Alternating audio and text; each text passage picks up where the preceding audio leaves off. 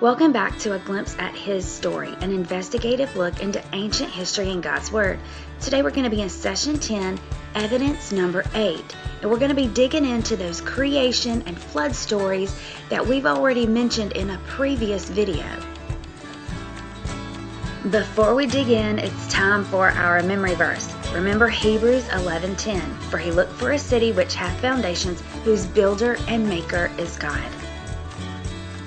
Proof number 8, creation and flood stories. There are an estimated 300 to 500 flood stories from many different cultures all over our world. Remember, our ancient ancestors looked back in pre-Christian times and they viewed creation as recent and that the earth had suffered a flood. We have those accounts from the Native Americans of North America to the Mayans and many, many more. Now, there's no way that we can go over 300 to 500 different flood stories and compare them. I'd like to, but we just don't have time for that. So I narrowed it down to 3. Our first example is the Atra-Hasis. Now, the Atra-Hasis is a Babylonian tablet that contains a creation and flood story. All of this dates back to the 18th century BC. Now, one of the things I want to point out is this compares to the biblical account because the hero is supposed to build a boat to escape a flood that's planned by God that's going to destroy humankind. The boat's to have a roof along with upper and lower decks, and it's to be sealed with bitumen, just like we see in the Genesis account. The hero also boards the boat with his family along with animals to preserve them. And 7 days after the flood ends, the hero offers sacrifices to his gods. Now, we know that this isn't the biblical account, but there's so many similarities. Think about it this way. These flood stories are being passed generation to generation. Remember, Noah lived 350 years after the flood, and he's still alive at the time of Babel. When God comes down to confuse the languages in Genesis chapter 11, the grandchildren and great-grandchildren of Noah are going to take this flood account with them to their destinations. That's why we see so many flood stories with similarities to the biblical account. Another flood account is the Epic of Gilgamesh. Now, this also dates to around 1800 BC. Now, in this flood story, it's complete with the boat, the animals, pitch, a storm, the raven, and a dove. The third example is the long-living kings at Kish, and we can find this on the Sumerian kings list.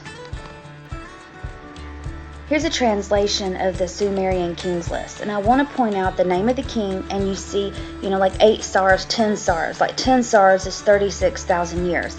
Now, this is in a sexagesimal system. It's not like the mathematical units that we use today. So really, in a sexagesimal system, 36,000 years would equal 1,000 years in our decimal form that we use today, which is more in line with the biblical account. This is the second part of the Sumerian kings list. We're not going to go over all of it. I wanted to show you this to point out the last line. Then the flood swept over the earth. And again, this proves the biblical account because we have the long lifespans of the antediluvians. Of course, they're going to have long reigns, of near 900, 1,000 years. And then the flood swept over the earth. So it's the same. It's mirroring what we see in Genesis. We could go on and on with flood stories and creation stories from ancient cultures all over our world. But I want to point out too that it's not just the creation and flood stories that we find. Did you know that there's also one language stories all over our world too?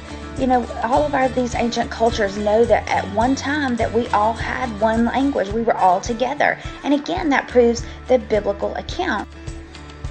I want to leave you with this last fact because, we have the creation stories, we have the flood stories, we have the one language stories that's been passed down, and they have seeped into every culture all over our world.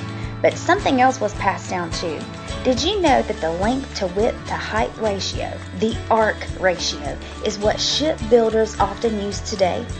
That's how ships are built because it seems to be the best ratio for stability in stormy weather. We could never have a better blueprint than the one that God gave to Noah.